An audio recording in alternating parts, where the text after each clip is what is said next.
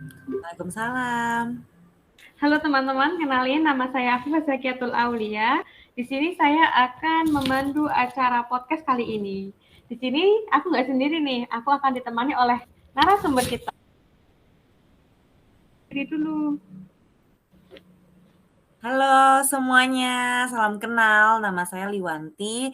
Saya sarjana kesehatan masyarakat, lulusan dari Universitas Diponegoro. Saya masuk tahun 2013 dan lulus di tahun 2017. Wah, Masya Allah, udah lulus nih ya Kak ya? Udah, dan sekarang udah bekerja di Mayapada Healthcare sebagai sekretari direktur. Aku udah 4 tahun lebih kerja di sini. Oke, langsung saja nih Kak. Jadi Boleh. di sini aku udah punya beberapa pertanyaan nih Kak. Boleh. Nah, pertanyaan pertama nih Kak. Apa sih Kak kesehatan masyarakat itu menurut Kakak? Oke, ini menurut aku ya. Jangan sampai kalau menurut teori ntar takutnya salah lagi kan, karena udah tahunan yang lalu gitu. Kalau kesehatan masyarakat yang aku tahu ya, saat aku dulu pengen masuk nih ke kesehatan masyarakat itu di mana ilmu yang mempelajari bagaimana kita mampu untuk melakukan preventif nih sebelum kita bisa atau terkena penyakit gitu. Jadi setelah aku masuk Kesmas dan aku tahu, oh ternyata memang ilmu kesehatan masyarakat itu adalah ilmu atau seni yang memang mempelajari tentang bagaimana cara kita untuk melakukan pencegahan, gitu. Jadi kalau misalnya bedanya kita kesehatan masyarakat dengan, kedokteran adalah kita itu preventifnya, kalau kedokteran itu dia lebih kuratifnya, lebih mengobatinya, gitu. Itu menurut aku ya. Wah, oke juga nih.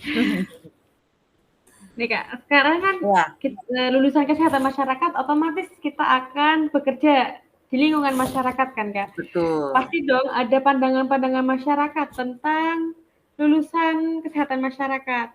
Gimana tuh Kak? Betul. Jangankan di lingkungan masyarakat ya, di lingkungan keluarga aja itu pasti akan ada, penolakan atau ada pro kontranya. Coba ketika teman-teman atau misalnya kamu dulu mau masuk kesehatan masyarakat, pasti siapa sih yang nggak nanya, "Ngapain sih?" Ya kan? Nah, terus belum lagi nih, kalau dulu nih, aku memang pengen banget masuk ke kesehatan masyarakat, sampai aku tuh ditanya sama orang tua, "Mau jadi apa masuk ke kesehatan masyarakat itu?" Terus udah kayak gitu ketika aku sudah berkuliah nih, ketemu nih sama keluarga, sama teman-teman kumpul, "Liu, sebenarnya kamu tuh belajar apa sih? Bedanya kamu sama dokter tuh apa sih?" Gitu. Jadi banyak orang yang sebenarnya tuh nggak tahu tentang kesehatan masyarakat. Nah, sampai akhirnya orang-orang tuh tidak, percaya ya, gitu, sama lulusan kesehatan masyarakat. Yang di mana padahal setelah aku kuliah tuh banyak loh bidang-bidang yang dipelajari oleh, para kesehatan masyarakat itu. Dari mulai epid, dari mulai biostat, kesehatan ibu dan anak, bahkan tentang gizi kita pelajari ya kan. Ada K3 juga, ada counseling, dan salah satu yang aku suka banget nih adalah promosi kesehatan, di mana promosi kesehatan itu adalah, apa namanya, jurusan aku nih dulu. Nah, disitulah aku merasa bahwa aku punya tantangan nih buat bisa meyakinkan ke orang bahwa kesehatan masyarakat itu perlu loh, gitu. Nah, dulu dulu kesehatan masyarakat itu tidak begitu banyak orang yang tahu.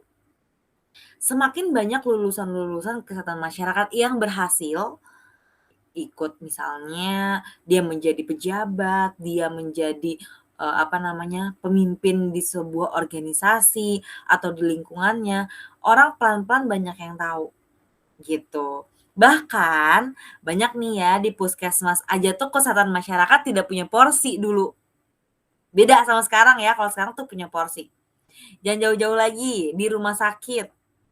Banyak orang yang malah karena aku kerja di rumah sakit ya, malah bingung nih ketika mau ngelamar kesehatan "Kok nggak ada lowongan kesehatan masyarakat ya?" Coba, kamu bisa searching ya, jarang banget rumah sakit yang buka lowongan untuk lulusan kesehatan masyarakat. Mereka lebih spesifik lagi, perawat, analis kesehatan, fisioterapi dan lainnya, gitu.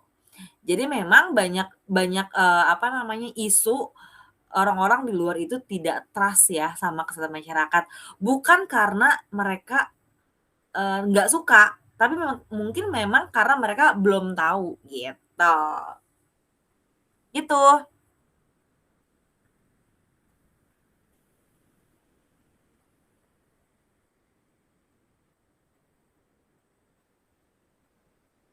Gitu ya, Kak, ya? Mhm. Lanjut nih, Kak. Boleh. Kenapa sih, Kak, seringkali lulusan kesehatan masyarakat itu diremehkan di lingkungan masyarakat? Ada kaitannya sama itu tadi, ya. Ada kaitannya sama itu tadi. Jadi banyak banget nih kesehatan masyarakat itu diremehkan karena masyarakatnya sendiri tuh belum tahu dan belum trust. Contoh, kalau kita sosialisasi tentang, gizi, misalnya ya, kesehatan ibu dan anak misalnya. Kita kasih tahu nih, padahal di kuliah kita dipelajari, gizi untuk ibu menyusui seperti apa menu makanannya, untuk balita yang kurang gizi seperti apa. Tapi masyarakat itu karena tidak tahu nih profesi kita sebagai kesehatan masyarakat, mereka nggak percaya. Padahal sebenarnya kita mempelajari itu, gitu. Jadi itu tantangan tantangan kita sih kalau di lingkungan masyarakat adalah bagaimana cara kita membangun trust-nya masyarakat terhadap kesehatan masyarakat. Nah, sekarang nih di masa pandemi ini, kesehatan masyarakat makin muncul kalau menurut aku ya.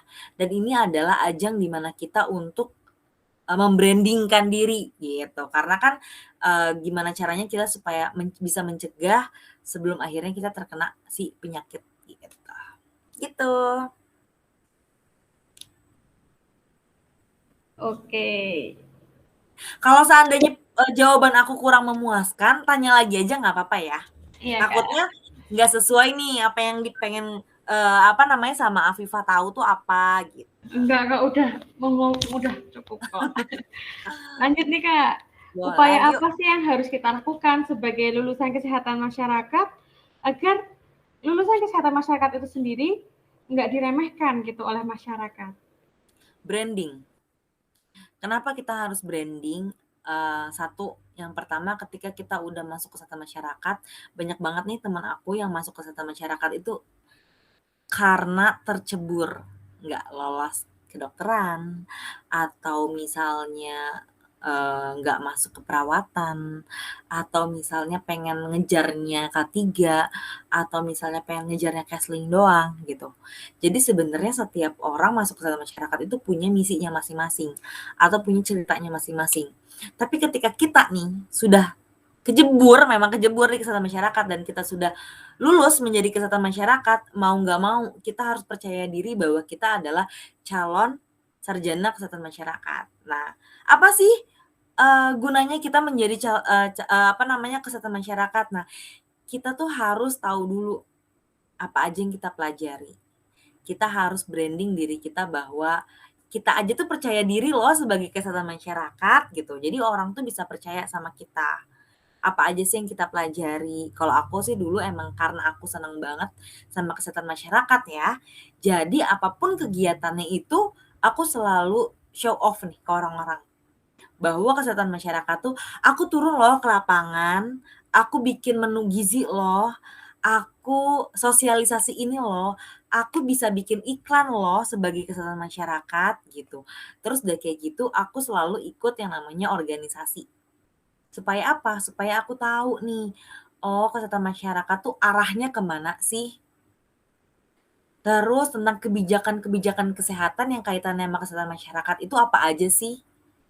Ternyata kalau kita mau aktif di lingkungan kesehatan masyarakat, banyak banget isu-isu kesehatan yang sebenarnya itu perlu kita perhatikan dan sebenarnya itu tenggelam nih di lingkungan kehidupan kita. Karena dengan mungkin isu-isu politik atau isu-isu gosip keseharian kita ya, sehari-hari gitu kan. Nah sebenarnya tuh kayak, dulu stunting gitu, terus dulu kematian ibu dan anak.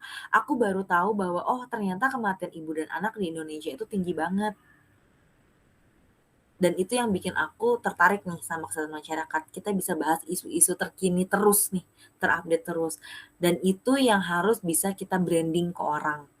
Bahwa kita percaya diri, kita sebagai kesehatan masyarakat dengan banyak hal yang bisa kita dapatkan. Dan kita bisa membangun nih, ibaratnya setelah kita nanti lulus, ini sekalian aku mau pesan ya sama Afifah ya. Setelah nanti Afifah lulus, dimanapun Afifah bekerja, jalani aja. Nggak harus lulusan kesehatan masyarakat itu menjadi seorang profesi kesehatan masyarakat. Susah. Nah, tapi PR Afifah dan teman-teman semuanya di sini apa? Untuk teman-teman kesehatan masyarakat itu ada hal yang spesial. Bagi perawat yang mungkin ketika dia lulus dia akan menjadi perawat. Jelas. Bagi dokter ketika dia lulus mungkin bisa jadi dokter. Atau bahkan sebenarnya banyak nih sekarang dokter yang kerja di manajemen rumah sakit ya. Gitu. Nah, untuk menjadi lulusan kesehatan masyarakat, kita yang harus berpikir kita mau menjadi apa dan mau menjadi siapa dan menjadi diri yang bagaimana. Nah, itu yang harus kita bentuk ketika kita kuliah. Gitu, dan itu sesuatu hal yang sangat istimewa menurut aku. Jadi kita harus mempelajari, udah belajar ilmu perilaku belum? Udah. Nggak, Tapi belum semua. Iya, belum mendalam kan, tapi pasti tahu nih ilmu perilaku. Di situ kita bisa belajar tentang orang lain dan tentang diri kita. Nah, itu adalah bekal kita ketika nanti kita untuk lulus, gitu. Jadi dimanapun nanti kita berada, ketika kita sudah lulus, kita bisa membawa jati diri kita sebagai anak kesehatan masyarakat. Gitu, walaupun nih kayak sekarang ya, aku itu sebagai sekretaris sekretaris direktur di salah satu perusahaan ya di Mayapada Healthcare. Berarti kerjaannya nggak ada kesehatan masyarakat dong? Ya walaupun aku di perusahaan healthcare, ya memang nggak ada kesehatan masyarakat. Tapi apa?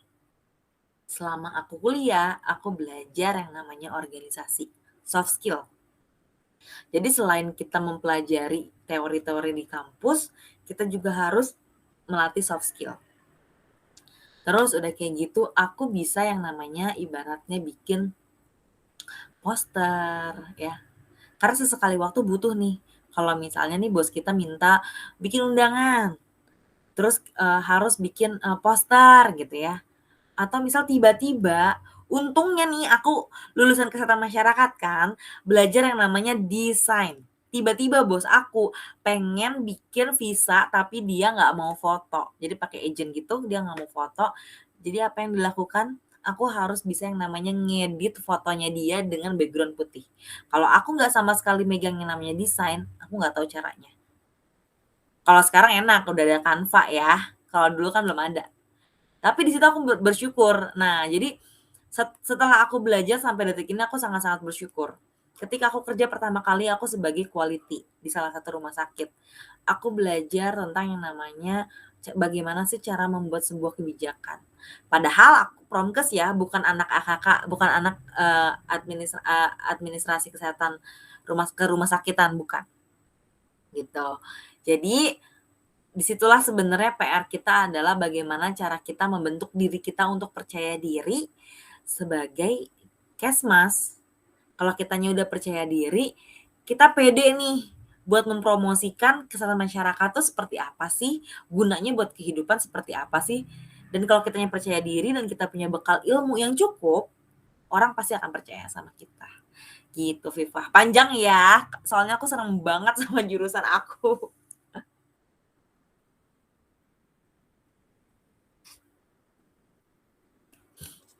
Oke. Iya, berarti PR kita besar ya Kak ya. Besar. Nah, apa sih Kak, mau tanya nih, apa sih Kak motivasi Kakak sampai Kakak itu bisa bertahan sampai sekarang gitu?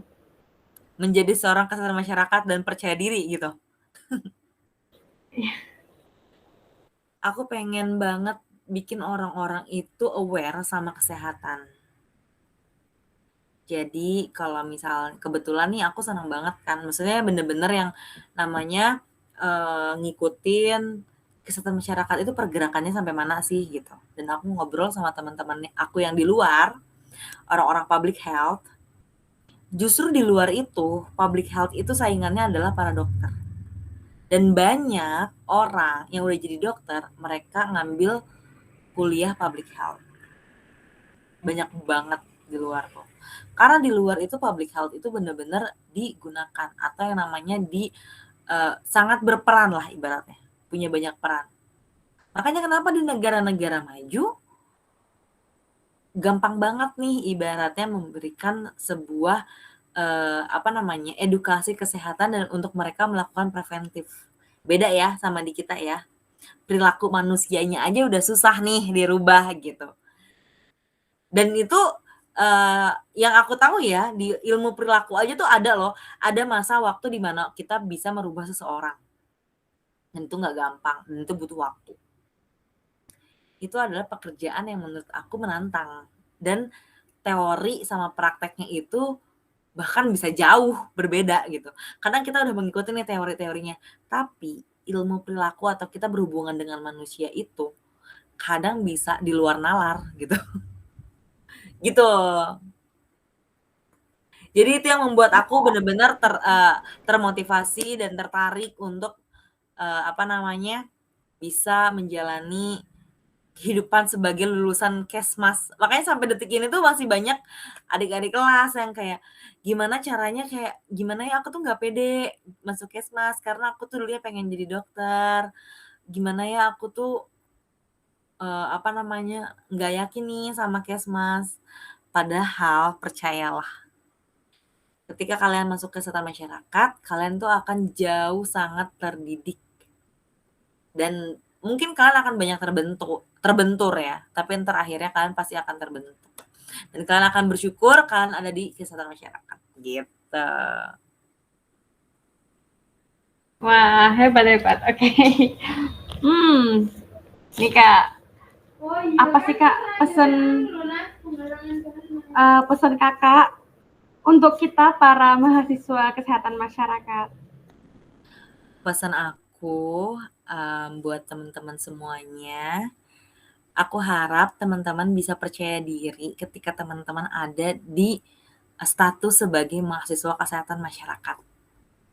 Jangan cepet-cepet pergi, karena nggak sedikit ya teman-teman aku pun baru setahun 2 tahun dia udah cabut nih dari kesehatan masyarakat untuk tes lagi atau cari kuliah lagi dengan jurusan yang lain. Kalau memang kalian jalannya sudah di sini, jalani. Satu. Dan yang kedua, latih soft skill kalian dan manfaatkan lingkungan kalian. Entah ikut kepanitiaan. Kenapa? Dengan kalian ikut kepanitiaan, ada nih narasumber-narasumber yang ibaratnya kalian bisa cari topik-topik isu kesehatan apa sih yang harus kalian angkat. Itu kan kalian menggerakkan diri kalian untuk tahu tentang kesehatan di lingkungan kalian sendiri. Untuk memotivasi kalian bagaimana caranya mengedukasi lingkungan kalian. Yang tiga, ikut yang namanya misalnya BEM gitu. Atau misalnya organisasi kesehatan yang ada di luar kampus. Kayak Ikatan Kesehatan Masyarakat Indonesia, sewilayah, sedaerah, atau se-Indonesia bahkan. Kalian akan bisa banyak berhubungan dengan yang lain. Kalian akan tahu kesehatan masyarakat, oh di Undip seperti ini, oh di UI seperti ini, oh di UMS seperti ini, oh di Unrio seperti ini gitu. Nah, itu yang akan menambah wawasan teman-teman semuanya. Terus udah kayak gitu, kalau pas memang kalian lagi belajar, aku sedikit ini ya, sharing ya. Kalau tadi kan aku cerita ikutin ini, ikutin itu, ikutin ini. Terus kuliahnya gimana? Ya jangan ditinggalin. Kalau memang lagi belajar di kampus, ya belajar. Kalau aku dulu gitu, manajemen waktunya.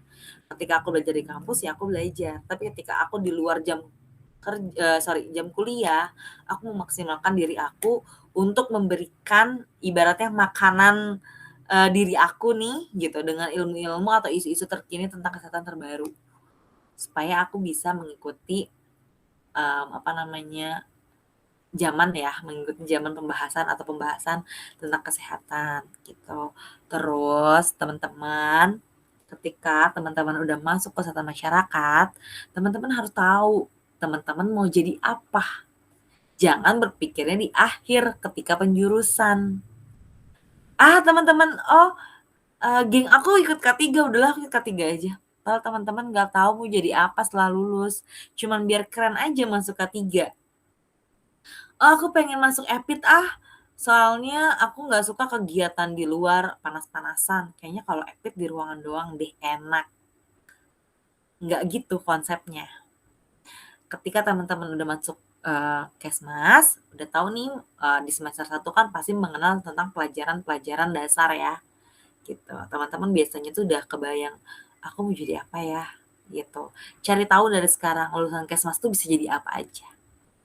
Kalau aku emang dari dulu suka banget yang namanya emang passion public speaking, di public relationship gitu.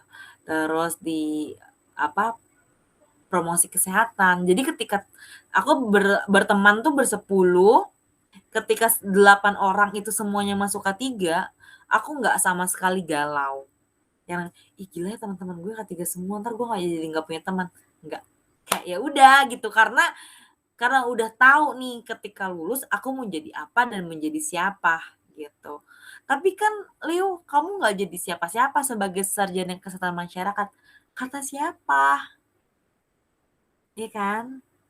Nah, aku itu sekarang berada di salah satu perusahaan kesehatan.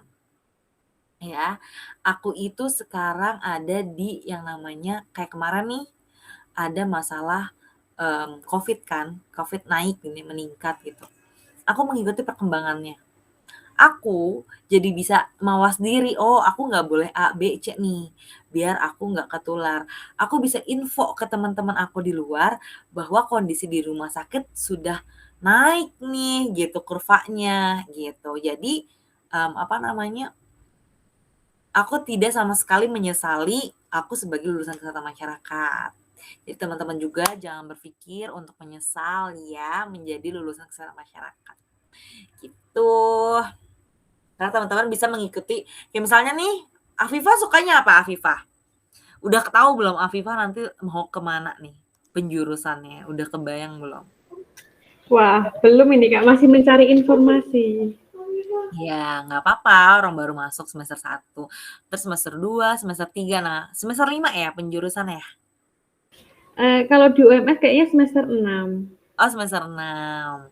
Iya, nggak apa-apa, ikutin aja, jalanin aja. Terus apalagi kalau misalnya udah mau menghadapi skripsi, makin bingung ngambil skripsinya apa. Nggak usah bingung, karena skripsi itu tidak 100% dibawa ke kehidupan pekerjaan. Tapi cari skripsi yang kamu suka.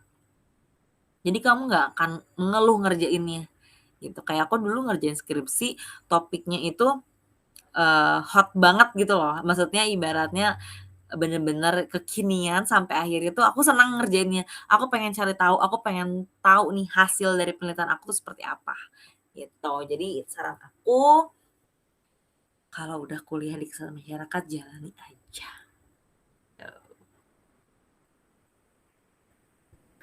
Oke, wah pesannya mendalam ya teman-teman. Bismillah yo, kita. Bisa yo, bisa lah.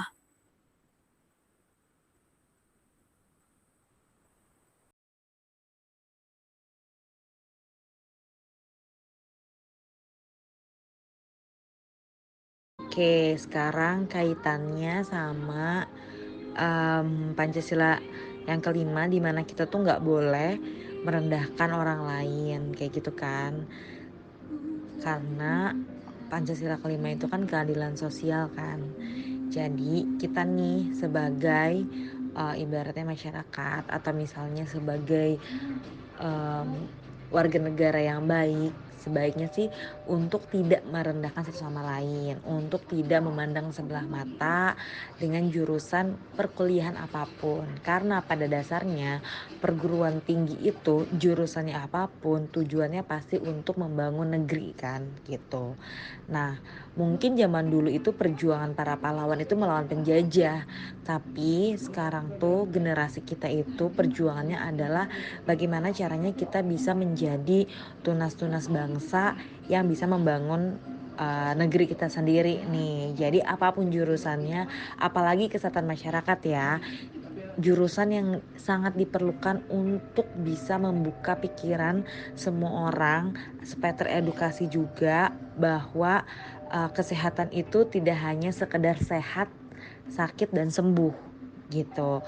Tapi banyak cara untuk kita bisa melakukan preventif, banyak hal yang bisa kita tahu untuk cara pencegahan tuh seperti apa gitu. Nah, jadi sebaiknya apapun jurusan perkuliahan kita, terutama kesehatan masyarakat, kita harus berbesar hati dan berbangga diri terkait apa yang sedang kita jalani. Dan jangan juga nih sampai kita ke jurusan lain pun merendahkan atau seperti apa gitu. Jadi kita harus sama-sama saling menghargai ya. Oke teman-teman, itu dia ya podcast kali ini. Semoga kita bisa bertemu lagi dengan Kak Liwa ya. Masya Allah sekali. Ya, cukup sekian teman-teman.